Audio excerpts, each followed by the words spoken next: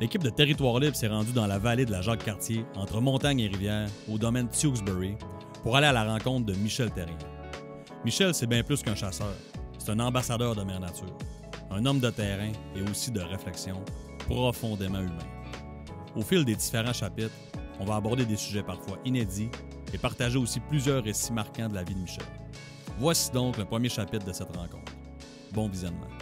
Michel Therrien, on y est. On est extrêmement énervé d'être ici aujourd'hui avec toi. Je dis « on » parce qu'on est, moi et mes coéquipiers, Steve puis Sébastien. Sébastien, d'ailleurs, qui arrive de l'Angleterre, qui a fait, écoute, qui est jet lag, juste pour être ici avec nous aujourd'hui. Merci beaucoup en passant mes partners. Sans vous autres, ce serait impossible.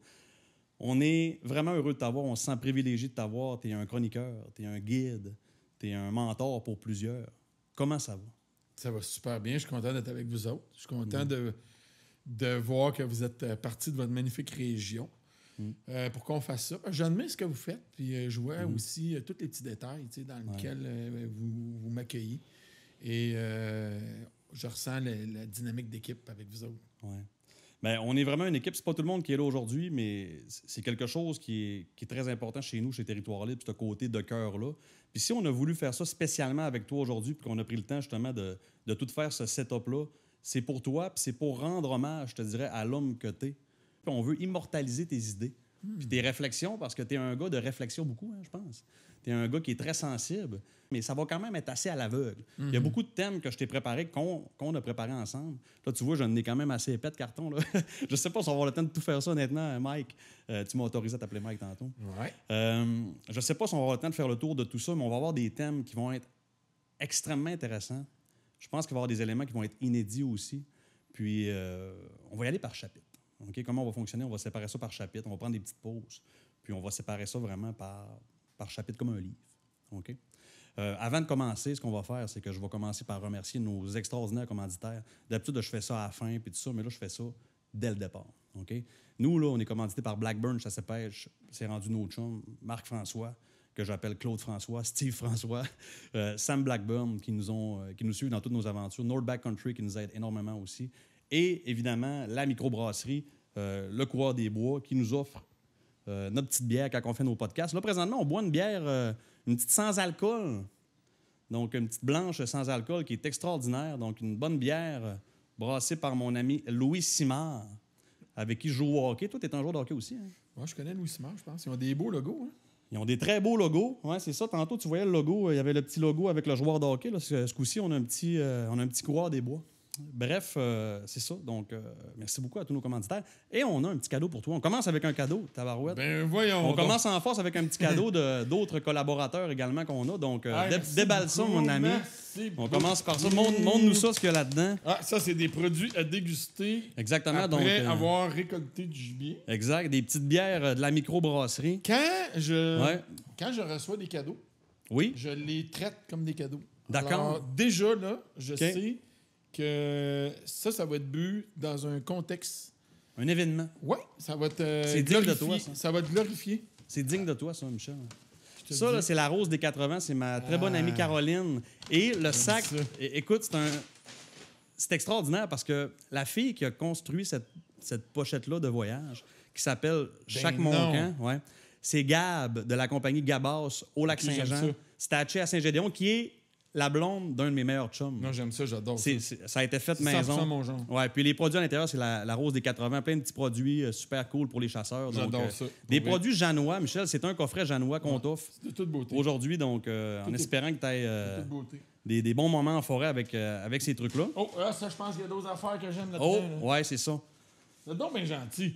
Ça, là, ça se trouve, délice du Lac-Saint-Jean, des produits de bleuette, nouvelle confiture aussi à l'érable là-dedans qui est extraordinaire. Ouais, ça, j'attendrai pas une occasion non plus. Ton style. Ça peut être ce soir en pleine nuit. Là. Ça, là, pour accompagner ton autre boulot que Steve a fait, là, qui est direct sur la bûche-là, je pense que... Parce que là... Tu sais que moi, là, oui. Si j'étais un ours noir, là, ouais. Le premier matin, le premier soir de chasse, le premier jour, là, je suis mort. Je suis la peau au mur. Là. T'as le bec sucré, hein? Ben oui. Moi, là, je verrais le gars dans la cache. Hey, merci beaucoup. Moi, je verrais le gars dans la cache. Puis je serais là, ce qui calculerait, je dirais, le sucre ou peut-être la balle, tu sais, puis je choisirais le sucre. Tu seras un ours glycémique, hyper glycémique. Ouais, moi, je serais... être né ours noir, j'aurais eu une durée de vie très, très courte à cause du sucre. Tu serais peut-être diabétique. Hein, de type 1 ou 2, on ne sait pas. Hey, je t'arrête un petit peu. Parlant de nourriture et tout ça, il y a quelque chose qui sent extrêmement bon. Les buffets Michel et Steph de Dolbeau nous ont préparé tout un setup de nourriture. On va manger de la tourtière, des pâtes à la viande, de la salade de macaroni. Puis en plus, ce qui est très cool, eux autres, puis là, c'est pas parce que je veux faire un placement de produit, mais je les aime, c'est une belle gang, c'est mes amis. Eux autres, ils livrent à la grandeur du Saglac. Enfin, ils partent avec leur petite vanne, ils vont te livrer de la bouffe. C'est des buffets qui sont vraiment génial, bons. ça. Puis ce soir, ils nous offrent la nourriture. Donc, on va manger ça tantôt avec ton chum Tempête, tous mes partners qui sont là. Quel on va honneur. se faire un beau lunch. Les buffets Michel et Steph, merci beaucoup. Puis, on termine les commanditaires comme ça. Tu profiteras de tes petits cadeaux. On a un beau podcast à faire ensemble aujourd'hui. Et on va commencer avec un premier thème. Le chapitre 1 s'appelle « L'art d'éduquer par les émotions ». Michel, tu as ta manière de voir les choses. On en a parlé tantôt à l'extérieur. On a passé un beau moment avant le podcast. On a déjà plusieurs belles discussions. On remarque que tu remarques énormément les détails. J'écoutais l'autre fois l'excellent documentaire Guidons-nous, à laquelle tu as participé. Puis un moment donné, tu arrives, puis il y a comme une espèce de vieillard qui est mort, mais en fait, il n'était pas vraiment mort. Puis là, j'ai remarqué, Michel, c'est un sensible. C'est un gars qui remarque les affaires. Tu as l'air à vivre les choses d'une manière extrêmement, est-ce qu'on peut dire intrinsèque peut-être? C'est viscéral, tout ce que tu vis dans le bois. Ouais, Parle-nous de ça un peu. C'est intrinsèque, mais il faut que ça soit extrinsèque aussi parce que tu sais, le désir de partager, il est fort. Pourquoi le désir de partager est fort? Parce que la communion avec la nature, quand tu la vois, tu la comprends, tu l'étudies.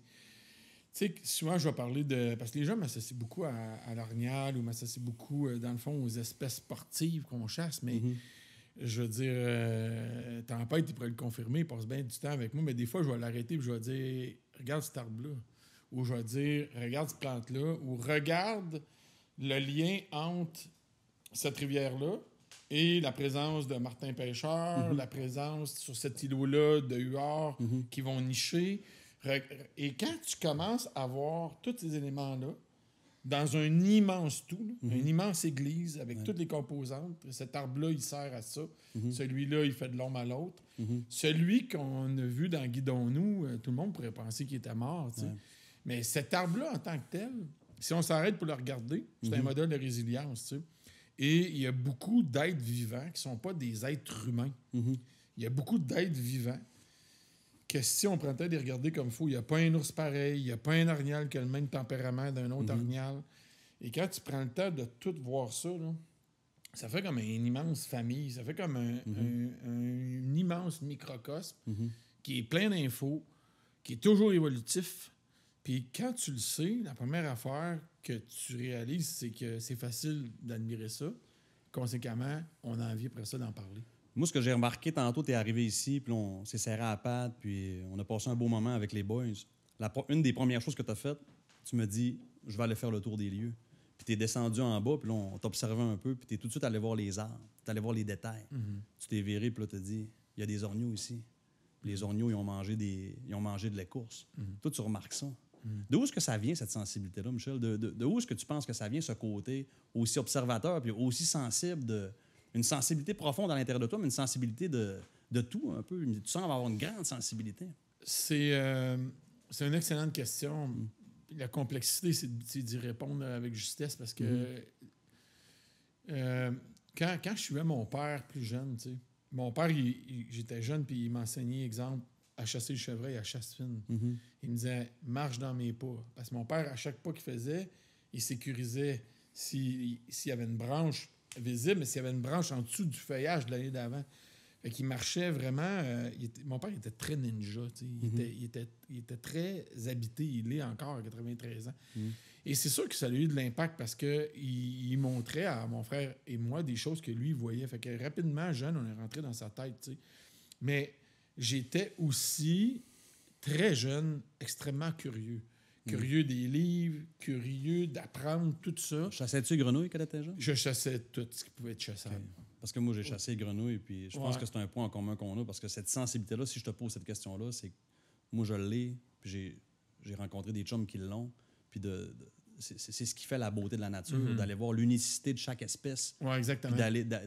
Puis c'est un petit peu ce que tu sens me dire, c'est que ton père, il t'a transmis d'être observateur. Ton père, il t'a transmis ce besoin-là aussi de savourer ce moment-là. Puis c'est ce que j'essaie de faire quand je m'en vais dans le bois avec mes filles, c'est de leur montrer les détails. Ouais, exactement. C'est qu'une forêt, c'est pas un paquet de futurs 2x4 qui sont debout tout autour de toi. C'est un paquet d'éléments, comme tu disais tantôt, un écosystème qui est relié. Là.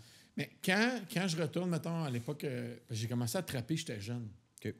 Puis quand j'ai commencé à trapper jeune, je me souviens de ça parce que j'ai encore les dessins. Si j'attrapais une hermine, je voulais pas reprendre une autre hermine, je voulais attraper une martre. Là, si j'attrapais une martre, je voulais attraper un pécan. La variété. Dès que j'avais attrapé une nouvelle espèce à fourrure, la première affaire que je faisais, je la dessinais. OK. Fait qu'au lieu de tout de suite apprêter la fourrure, je la mettais au congélateur, puis là, je la sortais, puis je la dessinais. Je faisais des croquis avec des Prismacolor, là. Wow. Puis là, à la dessinant, j'apprenais tout parce que je voyais la structure du duvet, je voyais son cuir. Tu me mettrais dans les mains un crâne d'un mammifère québécois, puis je te dirais juste à manipuler le crâne, fermer mes yeux, je te dirais ça, c'est un pécan. Parce que ça, je te dirais ça, c'est un bobcat. Parce que quand je les attrapais, tout me fascinait d'eux autres. Leur rôdeur me fascinait. Cette semaine, fais-moi penser, il faut que je t'envoie une photo d'un petit crâne qu'Evelyne, mon bébé, a trouvé. Puis là, on essaie de l'identifier. Tu vas nous l'identifier. C'est bon, ça. C'est bon. Mais j'aime ce que tu dis, c'est que tu viens qu'à développer une certaine expertise de l'univers qui t'entoure.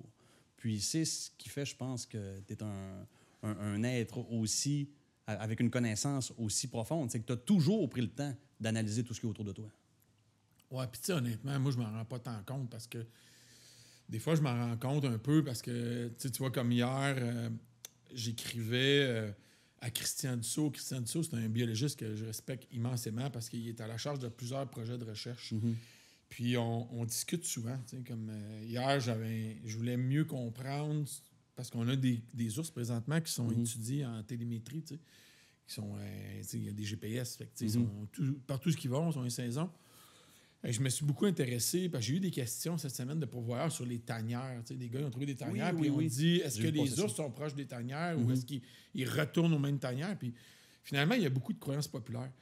Puis les connaissances qu'on a présentement, les connaissances qu'on a dans les 15 dernières années, que ce soit sur l'orignal, sur le chevreuil, sur l'ours noir, les connaissances qu'on a présentement, si on s'y attarde vraiment, scientifiquement, elles regorgent de détails, de choses qu'on ignorait. Ils sont inexplorés. Qu'on ignorait il y a peu de temps.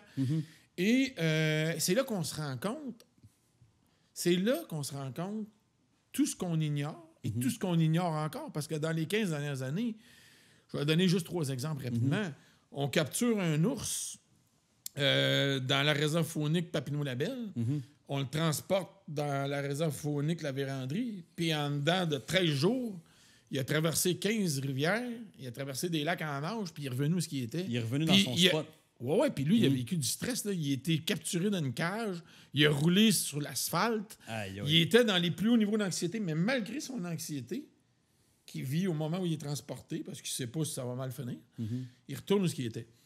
On sait maintenant qu'une mère chevreuil peut avoir des jumeaux, 2 bébés, qui proviennent de pères différents. Wow. On ne savait pas ça. Est-ce que l'orignal peut faire la même chose?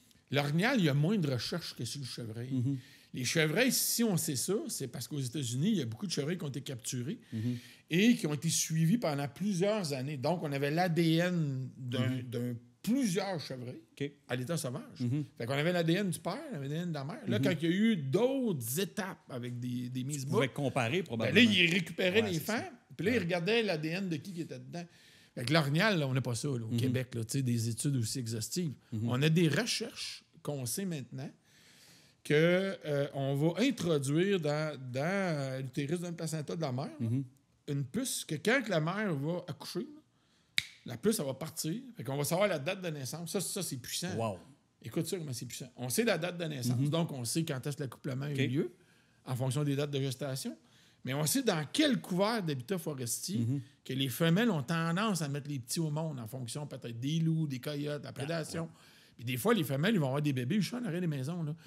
Fait que, on comprend tout ça, puis après, on recapture le veau, le faon, puis on le suit toute sa vie.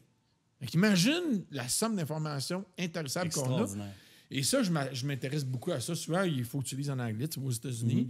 Puis là, tu as des abstracts de recherche. Puis là, selon l'intérêt que tu as, là, tu peux aller approfondir des affaires exceptionnelles. Puis moi, en t'entendant, là, ce que je remarque, c'est que tu es un gars qui va extrêmement rechercher. Tu vas faire beaucoup d'études de ton côté. Puis le feeling que j'ai, de la manière que tu me le transmets, c'est qu'il semble que tu t'es créé un fil conducteur dans ta vie de vouloir éduquer la population. J'ai l'impression que c'est ton leitmotiv. J'ai l'impression que c'est ton... J'ai l'impression, puis c'est pour ça qu'on voulait te rencontrer aujourd'hui, pour immortaliser toutes ces idées-là. Hein. J'ai l'impression que tu t'es dit dans ta vie, moi, là, je vais éduquer la population sur un paquet d'affaires. Même si tu n'es pas un enseignant qui va enseigner à chaque jour à des personnes. Tu fais beaucoup d'ateliers puis de conférences, tout ça. Mais j'ai l'impression qu'au quotidien, à t'entendre, partout où on te voit, même tantôt avec nous autres, tu t'es dit dans ma vie, moi, là, je vais transmettre à la population une connaissance qui va leur permettre d'être des êtres humains qui sont plus bienveillants avec la nature, qui vont respecter dans leur prélèvement puis qui vont mieux connaître aussi. Est-ce que je me trompe-tu en disant ça dans ta manière d'être, que j'ai l'impression que c'est ton leitmotiv, ça, de vouloir transmettre ton information puis de vouloir faire une communauté de chasseurs et de chasseuses qui sont informés puis qui connaissent bien l'animal. Est-ce que c'est vrai, ça? Oui, c'est absolument vrai. Parce que si j'admets quelque chose, tu sais, si je sens que j'admets quelque chose, puis je le ressens, ça, si je ressens cette beauté-là, ou cette espèce-là, cet orignal-là, lui en particulier, ou peu importe lequel, tu sais, comment est-ce qu'il a vécu, qu'est-ce qu'il a affronté, les hivers qui passent au travers, le réchauffement planétaire, comment cet animal-là s'adapte au fil des siècles et tout, la pression de chasse. Si je suis illuminé par quelque chose, automatiquement, je me dis, il faut que le monde sache ça. C'est le feeling que j'ai. Il faut que le monde sache ça, puis il faut que le monde, en sachant ça, développe peut-être un respect pour l'animal, un respect pour la nature, un respect pour les arbres, un respect pour les habitats fragiles. C'est parce qu'une fois que les gens sont plus éduqués, ils verront peut-être pas l'orignal de la même façon. Ils vont voir l'animal, ses défis, sa reproduction, tout ce qui peut l'amener à peut-être décéder, quel type de pression de chasse qu'on peut exercer, sa symbiose avec des habitats. Il y a des habitats qui deviennent moins bons. Il y a des habitats qu'à cause de nous autres, ça crée des îlots orphelins de forêt, puis les orignaux s'adaptent moins bien. Fait que quand tu apprends ça, comment l'animal s'adapte, tu as envie d'en parler. Puis je peux aussi bien m'intéresser à une étude qui se fait présentement, exemple, sur la martre, sur le type d'arbres qui font que les endroits où il y a le plus de martres au Québec, c'est dans tel type d'habitat. Après ça, je vais m'intéresser au lynx du Canada, la relation qu'il y a avec la lièvre variable. Puis à un moment donné, plus que tu rouvres des fenêtres de cette grosse maison-là, plus que l'heure passe, plus que tu en apprends. Puis souvent, une espèce t'emmène à un autre. Tout est interrelié, dans le fond. Tout est interrelié. Parce qu'un bon habitat, par exemple, un bon habitat où il y a de l'orignal, mes plus beaux habitats, parce que j'ai guidé partout au Québec, tu sais. Je dis partout parce que j'ai tout fait les régions, tu sais. Pas parce que je voulais, parce que ça donnait de même avec les clients, mais partout où il y a des bonnes communautés d'orignaux en santé, là, tu regardes ça, là, mettons que je regarde la map puis je te le montrerai. Il y a du castor, il y a de la loutre, il y a dans les habitats de fraîcheur, il y a de la marque, il y a du pécan.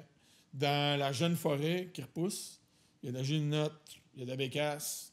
Puis finalement, les cours d'eau ils ont été épargnés, les frayeurs de truites sont en santé. Il y a un équilibre. Il y a un équilibre. Il y a une fraîcheur.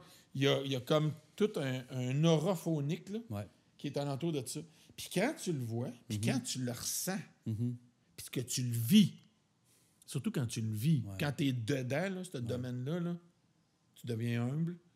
Puis là, toi, l'humain, là, t'es pas supérieur à rien. Ça là. te remet à ta place solide. Là. Tout de suite.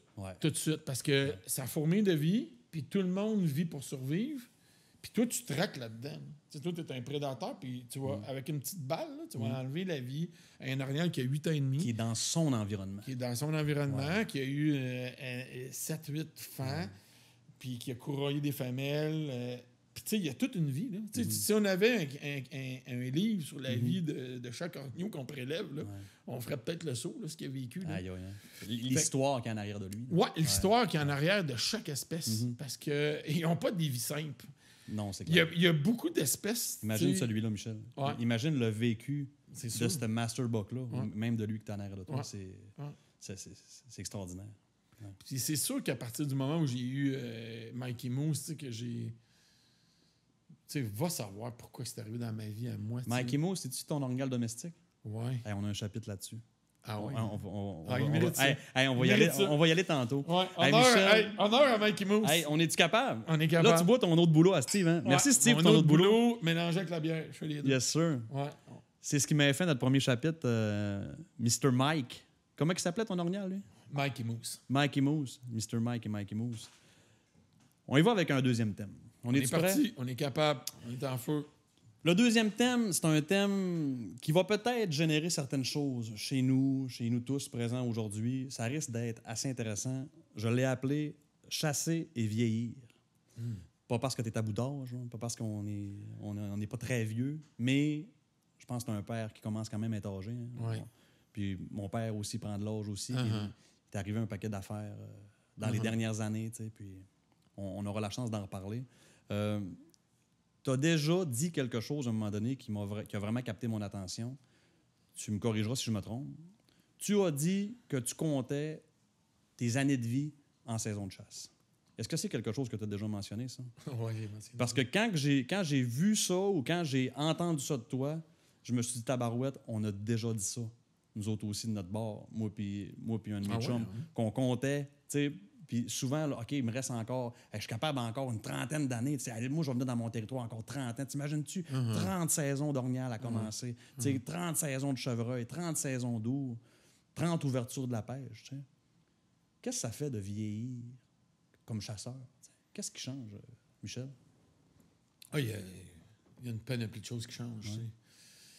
Il y a une panoplie de choses qui changent. Est-ce qu'au niveau psychologique, on vient à changer un petit peu nos philosophies, peut-être?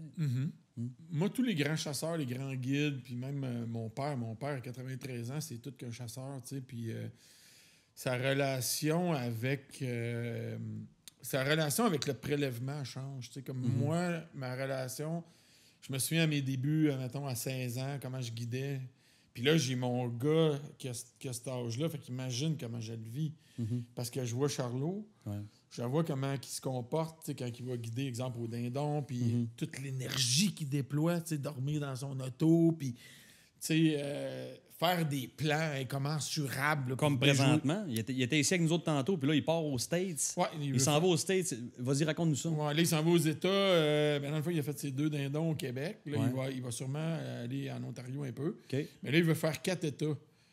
Il a 17 ans, il veut faire 4 États aux États-Unis. Puis là, parce qu'il a 17, ben, il faut qu'il parte avec un arbalète.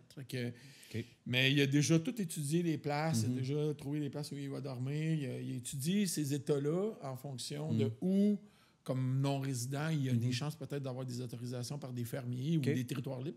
Ouais. Fait qu'il s'est mis, territoire libre, c'est votre nom, il s'est mis à travailler tout ça, à penser tout ça, à créer une ingénierie de tout ça. Wow. Et ça, c'est merveilleux.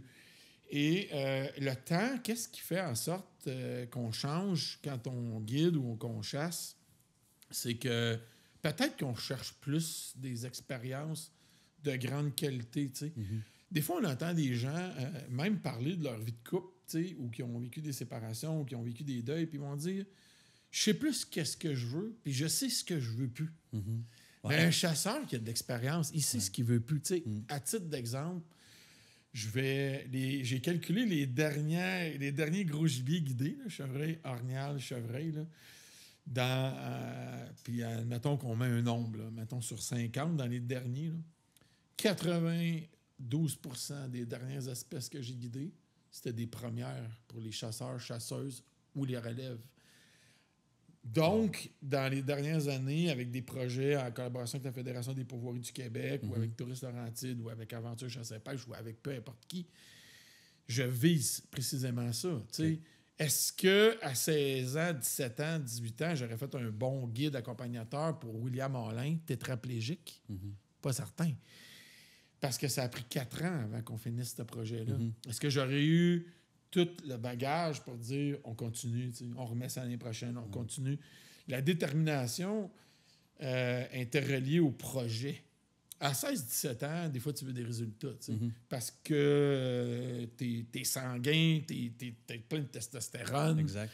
Et tu calcules une expérience en fonction d'un résultat. Alors qu'en vieillissant, tu calcules une expérience en fonction du parcours. Ouais. Qu'est-ce que tu vas vivre? Avec qui tu vas échanger? Qu'est-ce que ça va t'amener en tant que personne? Oui, exactement. Puis il y a eu des fois, il y a des voyages infructueux, puis je vais dire aux gars, avant qu'on se quitte, je vais dire, c'était probablement un des voyages les plus pertinents pour toi. Parce que les erreurs que tu as faites avec tel orignal, tu ne vas plus les refaire, Puis, tu sais, c'est même, tu sais, comme Tempête qui était avec moi dans des voyages à Côte-Nord, on s'est fait dropper un hélicoptère.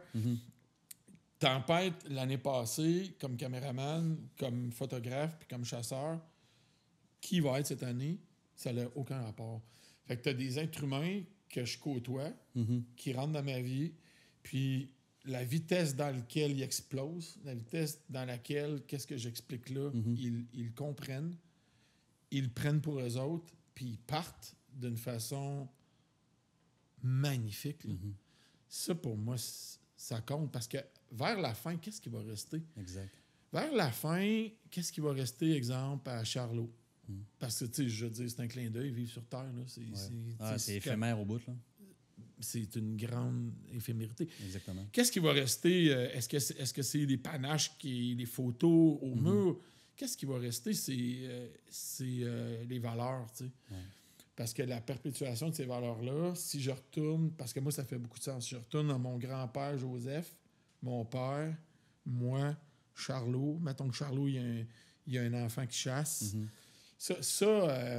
Admettons, on se le souhaite pas, là, parce que... Mais mon père, à l'âge à 93 ans, il a ces réflexions-là, tu sais. Lui, il n'a pas peur de mourir, tu sais. Il est prêt.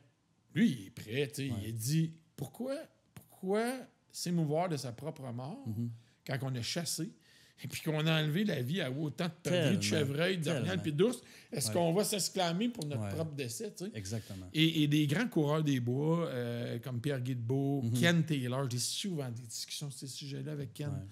Et puis, ces sujets-là, ils font en sorte que les gens, souvent, qui sont proches de la nature puis qui ont vécu plein de symbiose avec du monde, ben c'est de ça qu'ils se souviennent.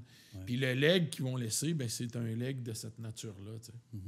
Tantôt, tu parlais de Charlot, puis je fais le lien direct avec mes filles. Tu sais que j'ai 2 filles.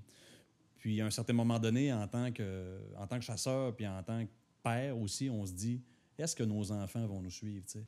À un certain moment donné, est-ce que tu as eu ce questionnement-là? Mon fils va-t-il être à l'image de ce que je suis? Mon fils va-tu embarquer dans toute cette passion-là extrêmement intense que moi j'ai? T'as-tu eu cette phase-là un peu de questionnement ou t'as toujours un peu laissé ça aller puis ça ira comme ça ira? T'sais? Honnêtement, j'ai pas... Charlot, il pourrait vous le dire. J'ai pas mis de pression à mon gars, tu sais, mais tu sais, Charlot, il est venu au monde au mois de mai, puis en septembre suivant, il était dans l'avion, il était en Colombie-Britannique avec moi, il était dans mon sac à dos, puis j'ai tiré au Wapiti pendant qu'il était dans mon sac à dos. Aïe, aïe. Il a vu ses premiers gros feux, puis il était plus petit que les feux. Il collait l'orignal dans la maison avant de dire papa. Il était tellement dans un environnement propice à ça. Puis il était stimulé par ça. Là. Tout le monde lui donnait quoi comme cadeau? Il donnait des petits orignaux en plastique. Là. Toute la famille, il donnait des petits chevreuils en plastique. Fait que là, il faisait se battre dans le bain. Tu sais, il a été initié, lui. Il a été là-dedans. Il a vécu des beaux moments. Ben, ça a tout le temps été une image positive pour lui, la chasse. Ça lui, là, il vivait à Pourvoirie. Puis quand on a eu bébé orignal, Mikey Moose, là, c'était quasiment son animal de compagnie. Fait que, tu sais, est-ce que j'ai influencé par des gestes, par une quelconque forme de pression, la trajectoire de mon gars? Honnêtement, je pense que si vous posez la question à Charles-Antoine, il vous dirait non. Mais je l'ai fait grandir dans ce terroir-là. Je l'ai amené à la pêche. Il était tout petit bonhomme avec sa petite canne à pêche. Spider-Man, là, je faisais conduire des pontons. Puis, tu sais, il aimait ça. C'était des gros jouets géants pour lui, tu sais. D'ailleurs, t'en as un là. Tu veux-tu nous le montrer? Ouais, C'est quoi cet objet-là, exactement? On l'a déjà vu dans des films de chasse Québec, ça, d'ailleurs. Ouais, ça, là, si on prend le temps de le regarder comme fou, là, cette petite carabine-là. Ça, c'est extraordinaire, ça. Ouais, ça, le mot extraordinaire, ça, c'est très puissant. Parce que si on prend le temps de le regarder, c'était comme un peu le parrain symbolique de Charles-Antoine. Tu sais, c'était Cowboy Stéphane Villemur. Puis quand j'ai dit, on va l'amener à la chasse à l'ours, tu sais. On va l'amener le jeune, tu sais. Oui.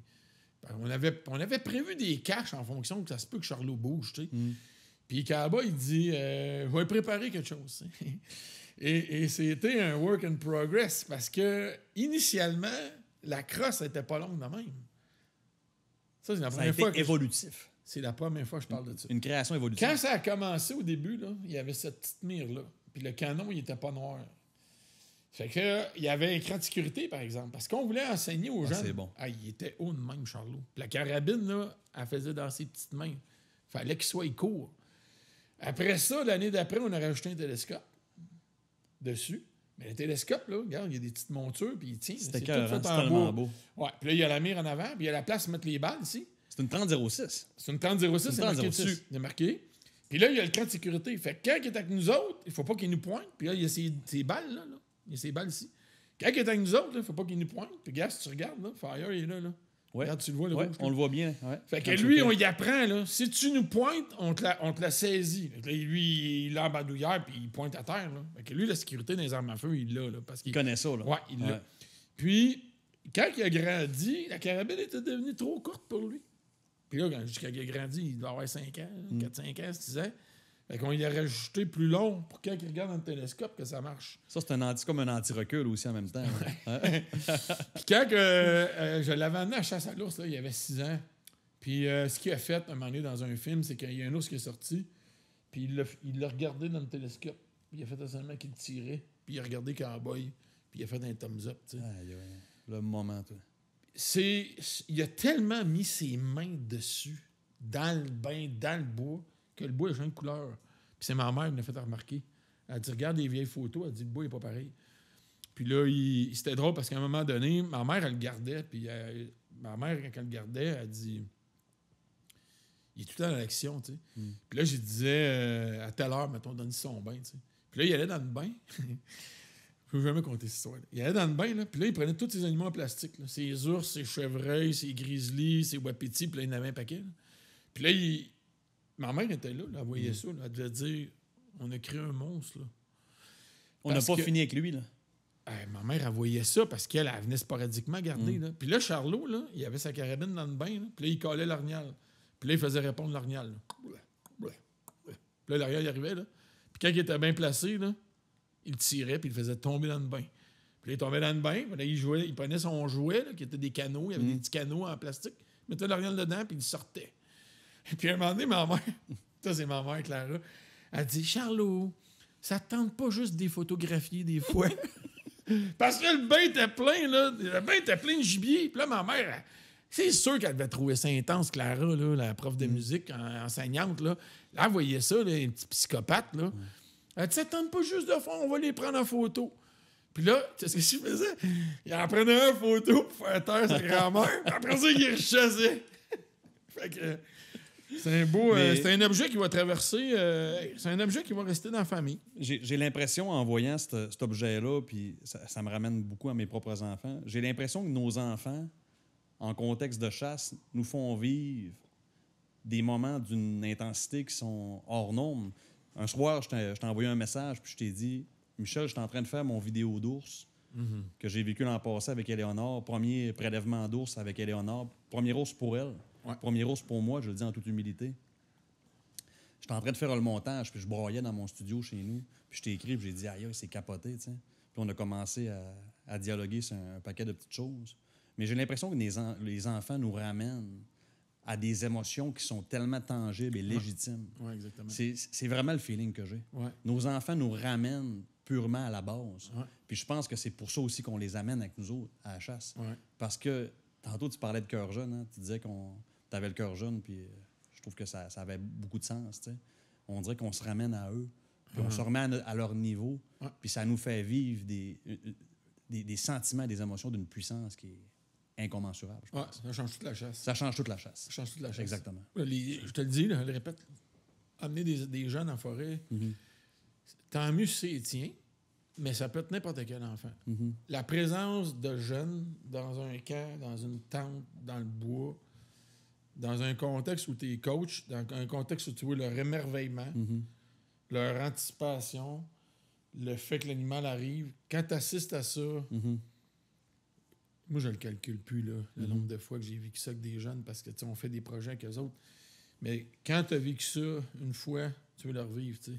Tu veux leur vivre parce que c'est multiplié par 1000, les autres, là, tu sais, leur shake, l'émerveillement, quand ils voient arriver la bête, puis tu sais, des fois, ils y croient pas, là, mais toi, tu y crois parce que t'es guide ou tu es le père, puis tu sais qu'il est bon, ce spot. Mais quand l'ours, il arrive, ou le chevreuil, il arrive, là. C'est le jeune, là, tu le vois, là, qui... Même s'il sait que le gibier est là, quand il le voit apparaître... Là, il est incrédule. Il est incrédule. Tu vois le « Oh my God », là. Puis là, le « Oh my God », là, ça suit parce qu'il faut qu'il fasse une belle shot. Rappelle-toi, les jeunes, ils veulent pas blesser. Rappelle-toi le regard à Éléonore quand l'ours rentre. Tu t'en rappelles? Elle me regarde. Elle, pas oublier ça. Elle est empathique. Elle est empathique envers l'animal, mais elle me regarde puis elle sait que ça va se passer. Exactement. Parce qu'elle connaît le bonhomme avec qui elle est. Elle sait que ça va se passer. Elle sait qu'on s'est pratiqué. Elle sait qu'on va faire un tir qui est éthique. Ça s'est avéré être un tir plein cœur. Mais ce côté-là, incrédule des enfants, est mélangé aussi avec une empathie, avec un effet de surprise. Ça, moi, je l'ai vécu avec elle. Je vais le vivre peut-être dans 2 jours encore, on y retourne. Mais je suis tellement d'accord avec toi. Moi, je suis enseignant de profession, tu le sais, j'enseigne au quotidien. Puis ce que tu vis en forêt avec les jeunes, moi, je le vis à tous les jours avec mes élèves. Enfin, quand on peut le vivre comme toi, parce que je peux dire que tu es comme un enseignant, là, quand tu es avec des groupes de jeunes puis tout ça, tu es comme un enseignant, tu le vis en forêt, tu vis le même feeling que moi dans ma classe, mais en plus, en exerçant ta passion. Fait que ça a un impact chez eux qui est extraordinaire. Et tu as cette manière de transmettre aux autres ta passion qui est, je considère, unique en son genre. Puis c'est ce qui fait de toi cet être unique que tu es. Puis c'est pour ça qu'on est ici aujourd'hui, parce qu'on faut que tu continues à faire ce que tu fais. Il faut que tu continues à transmettre tout ce que tu fais. Ça a un poids énorme pour la société. Puis ça, moi, je tiens à t'en remercier énormément. Michel, ça nous enligne vers un 3e chapitre. On va prendre une petite pause. On reprend ça dans quelques minutes.